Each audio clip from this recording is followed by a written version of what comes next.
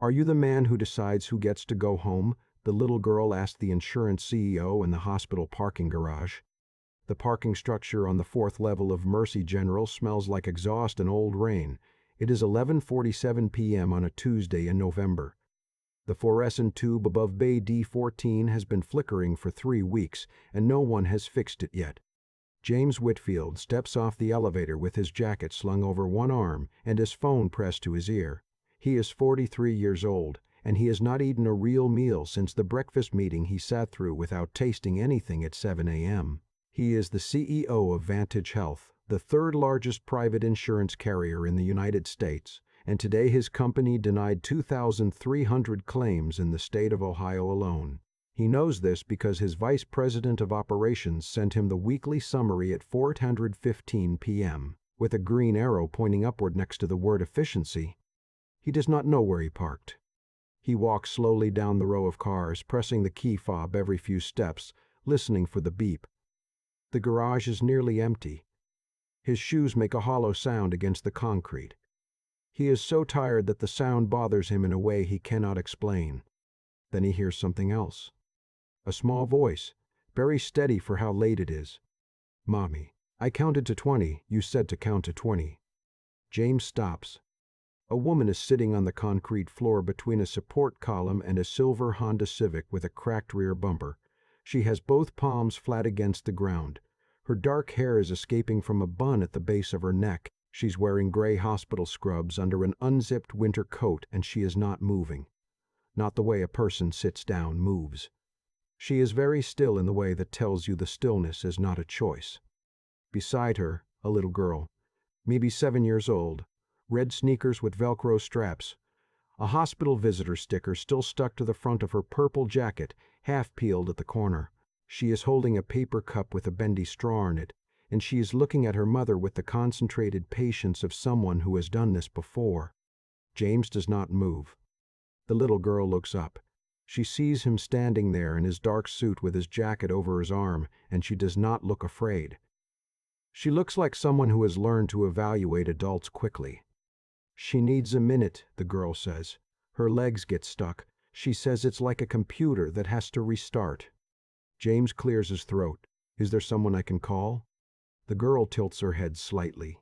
"We don't have anyone to call. That's why we came to the hospital." The woman on the ground forces her eyes open. They are dark brown and exhausted and immediately mortified. "Sophie." Her voice is ragged. "Don't talk to strangers." "He looks like he works somewhere," Sophie says with the unimpeachable logic of a child. The woman tries to push herself up. Her arms shake. She gets 6 inches off the ground and then stops. "Please don't," James says, stepping forward instinctively. The woman looks at him sharply. "I'm not a fall risk. I just need a second." She exhales hard through her nose. "I know how my own body works." James stops. He looks at her.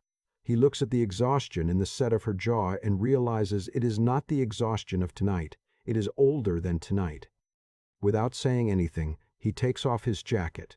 He folds it once and sets it gently on the concrete beside her right hand, the one she is using to brace against the column, not touching her, not close enough to crowd her, just changing the surface from cold, bare concrete to something else.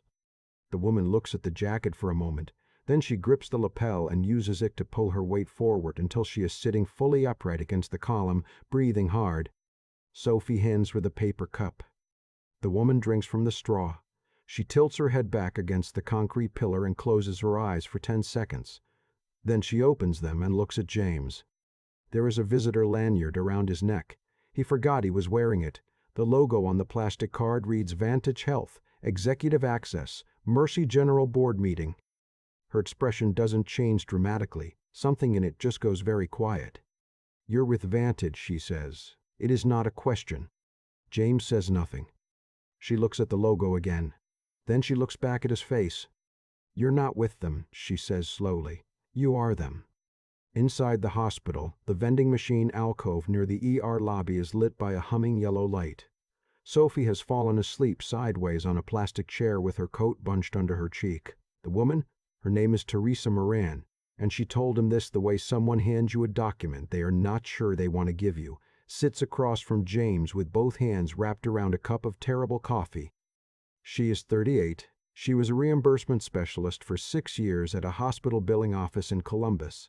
She lost that job 14 months ago when Vantage renegotiated the hospital's contract and the billing department was cut by a third. She now works night dispatch at a logistics company. The health insurance through that job has a $9,000 deductible. James listens.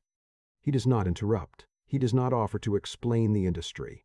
He sits in the plastic chair with his elbows on his knees and he listens. Teresa has multiple sclerosis. She was diagnosed 3 years ago. Her neurologist prescribed a disease-modifying therapy that costs, at retail, $78,000 a year. Vantage approved it provisionally, and then 7 months ago sent a letter reclassifying the drug under the specialty tier, which placed it outside her new plan's formulary. The appeal process requires a peer-to-peer review between her neurologist and a Vantage medical director. She filed the appeal form in March. The peer-to-peer review is scheduled for December 9th. It is November 12th. She has been managing the gap by spacing her injections 4 days further apart than prescribed. She knows the literature on what that does. She helped process the claims of patients who did exactly that for exactly this reason. She knows what the studies say about accelerated progression. Tonight her legs gave out in the parking garage because she pushed the interval to 6 days. James stares at the floor. "I know how the system works," Teresa says. She doesn't sound angry. She sounds like someone who has been angry for so long that anger has become ordinary. "I processed appeals from the other side of that desk. I know the peer-to-peer is scheduled for a date that guarantees another billing cycle closes before any decision gets made." James looks up. "Teresa, I'm not asking you to fix it tonight," she says flatly. "I'm not asking you for anything. I'm telling you so you know I'm not confused about what's happening. I know exactly what's happening." Sophie stirs in the chair. She resettles without waking up. Teresa watches her for a moment. "She was in there with me for 2 hours," Teresa says quietly. "She did her homework on the waiting room floor. She didn't complain." James says nothing. "She's done it before," Teresa says. "She knows the protocol." A 7-year-old with a protocol. He reaches for his phone to pull up the case number. Teresa watches him do it. "You're going to fast-track the approval," she says. "I'm going to look at the—" "And then what?" Teresa asks.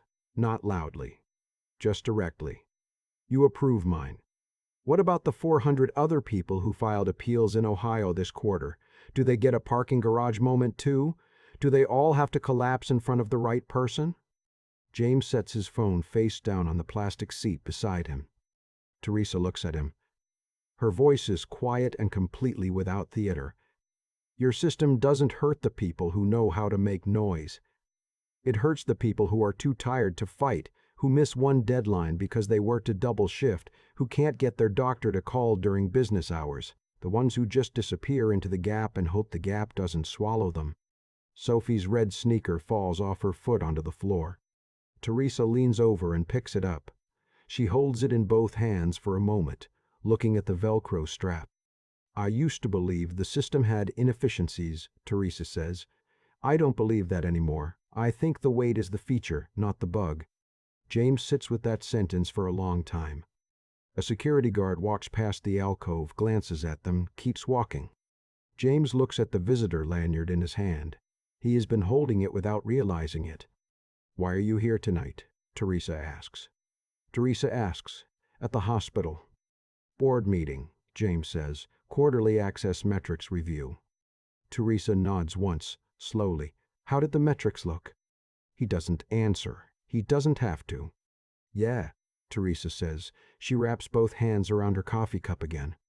"The boardroom on the 6th floor of the Vantage Health corporate building has floor-to-ceiling windows. In the morning they reflect the city back at itself. James stands at the head of the table at 8:15 a.m. and watches his senior leadership team settle into chairs with the practiced ease of people who have been comfortable for a long time. His deputy chief medical officer, a man named Gerald Fox, slides a presentation deck across the table. "Q3 peer-to-peer completion rates are up 11%, Gerald says. Denial reversal on appeal is down. That's a clean story for the board. James opens the folder. He looks at the top chart. Denial reversal is down because approvals are coming later, James says. Not because we're denying less. Gerald pauses. The resolution rate. The resolution rate measures when the case closes. It doesn't measure what happened to the patient while the case was open. James sets the folder down. I want the gap data. I want to know the average number of days between a specialty drug denial and final resolution. I want to know what percentage of appeal filers are still on their prescribed regimen at the point of resolution. A silence settles over the table. James, says the head of actuary, a woman named Sandra Ellison who has worked for the company for 19 years. That data exists, but it will require a cross-department pull and it's not going to tell a simple story. I know, James says. Pull it. Gerald Fox leans back. Can I ask what's driving this?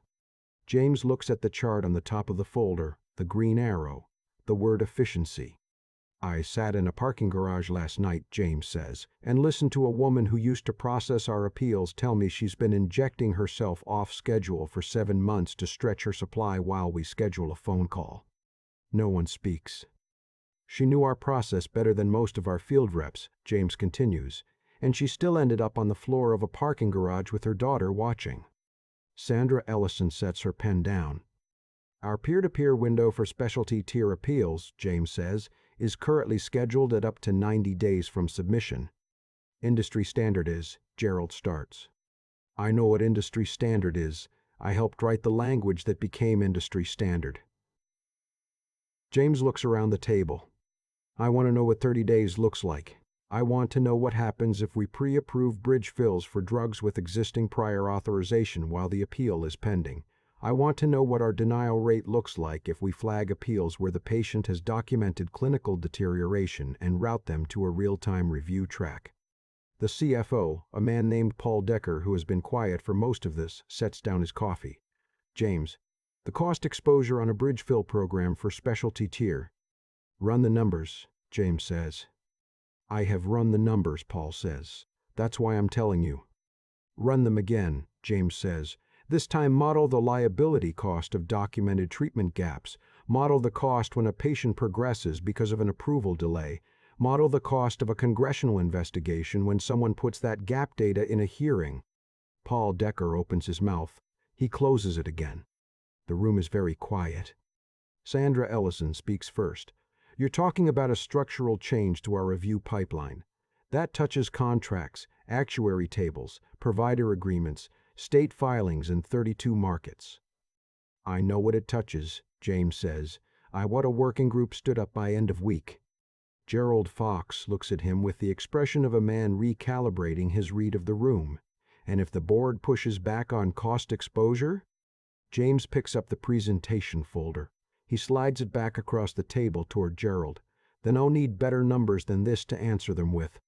3 days later, James's assistant hands him a printed email while he is moving between meetings.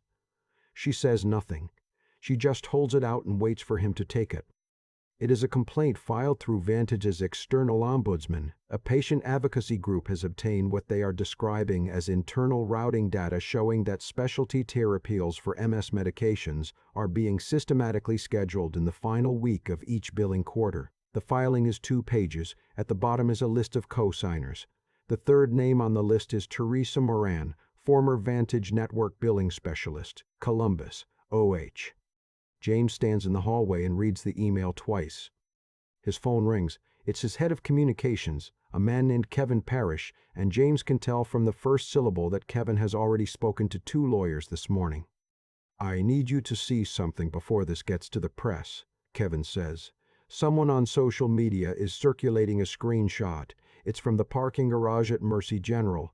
Security camera. It shows you sitting on the ground next to a woman in scrubs. James closes his eyes for 1 second. It's already being framed as a stunt, Kevin says. There's a thread claiming she's a hired actor. There's another claiming you paid her off.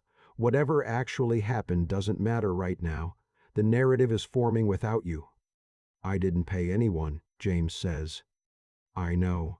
But James, if we don't get in front of this, what are you suggesting? A statement, something that controls the frame. You were visiting the hospital for a board meeting. You encountered a patient in distress. You responded as a human being. Short, warm, closes the loop. And Teresa Moran? Silence. She filed a public complaint, James says. She's not a private citizen in this anymore. Which is why, Kevin says carefully, we could position her as someone who was heard, that the encounter prompted a review of our appeal process. That's a good story, James. That's actually a great story. James looks at the printed email in his hand. He thinks about Sophie's Velcro sneaker falling off her foot in the waiting room. He thinks about the word efficiency with a green arrow. No, James says. James. Her name doesn't go in a statement. Her daughter doesn't go in a statement. You call legal and you tell them the ombudsman complaint gets a real response through the proper channel. Not a press release, not a brand moment. The narrative is already. Then let it form, James says. I'm not going to use her to clean it up. He hangs up. He finds her at the logistics company at the end of her shift. He does not go inside. He waits by the side entrance where the dispatch staff exit, because he looked up the address from the ombudsman filing and that felt like enough of a line already crossed. Teresa comes out at 6:42 a.m. She is wearing the same coat. She stops when she sees him. Her expression does not give him anything. You filed the complaint, he says. I did, she says. I'm not here to ask you to withdraw it. Good, she says, because I wouldn't. He nods. The working group is standing up. The bridge fill proposal is going to actuarial modeling. It won't be fast. Teresa looks at him steadily. How not fast? 6 to 8 months before it can touch live policy in any market. She exhales through her nose. So, another billing cycle. Yes, James says, probably 3. She doesn't say anything. I know, James says.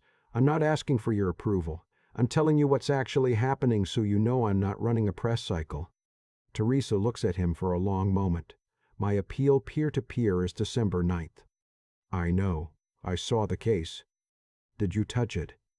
No, he says. I flagged it for independent review. Different track. I didn't approve it myself because that's not the right answer either. One CEO approving one claim because he was in the right parking garage at the right time. That's not a system. That's luck. Teresa is quiet. The complaint you filed included routing data, James says. I need to know how you got it. Teresa looks at him evenly. I got it the same way every reimbursement specialist gets information they're not supposed to have. I paid attention for 6 years and I kept notes. Something in James's chest shifts. Would you be willing to present that data to the working group? She says nothing for a moment. You'd be walking into a room full of people whose job it is to not believe you, James says. I won't pretend otherwise. I've been in those rooms, Teresa says. I used to be one of those people. I know. The sun is coming up behind the logistics building. It catches the edge of her dark hair where it has come loose from the bun. Sophie's bus comes at 7:15, Teresa says. I have to go. I know. I'm sorry for coming here. Don't be sorry, she says. Just be useful. She walks away. At the edge of the parking lot, she stops and turns back. December 9th, she says. If the peer-to-peer doesn't happen on that date, I'm calling the advocacy group, and they're calling 3 senators they already have on the phone. Understood, James says. She turns and keeps walking. The working group meets for the first time on a Wednesday afternoon in a conference room with no windows. There are 11 people. 7 of them have prepared counter-arguments to any bridge fill proposal before the meeting has started. James can see it in the way they've arranged their folders. The 8th person is Teresa Moran, sitting at the far end of the table in a gray blazer she clearly pressed this morning, with a binder she put together herself, tabbed with color dividers. The room is not warm toward her. He watches Gerald Fox glance at her credentials slide and suppress something in his expression. Teresa does not waste time. She opens to the first tab. Between January and September of this year, she says, the average time between specialty tier denial and final appeal resolution in this company's Ohio and Michigan markets was 78 days. I cross-referenced the resolution dates with claims data for the same patients. 31% of those patients had at least one subsequent claim for an ER visit, urgent care visit, or inpatient admission during the gap period. She looks up. I'm not a statistician. I'm a former billing specialist. If I can pull this from the data that was visible to me in my old role, your actuarial team can pull it from the full data set in an afternoon. Sandra Ellison is writing something down. Gerald Fox says, the correlation between gap period and ER utilization doesn't establish causation. No, Teresa says pleasantly, it doesn't, but your legal team might find it interesting to establish causation before a plaintiff's attorney does. The room is quiet. Teresa closes her binder. I am not here to destroy this company. I'm here because I spent 6 years on your side of the desk and I know exactly how this looks when someone finally runs the real numbers. It looks expensive, and then it looks more expensive to have not run them. Paul Decker, who has been quiet again, makes a small sound that is not quite a laugh. James looks at Teresa across the table. She does not look at him. She does not need to. The peer-to-peer review happens on December 9th. It lasts 22 minutes. Teresa's neurologist has the clinical notes prepared. The Vantage medical director on the call has been assigned from the new expedited review track. The approval comes through at 3:47 p.m.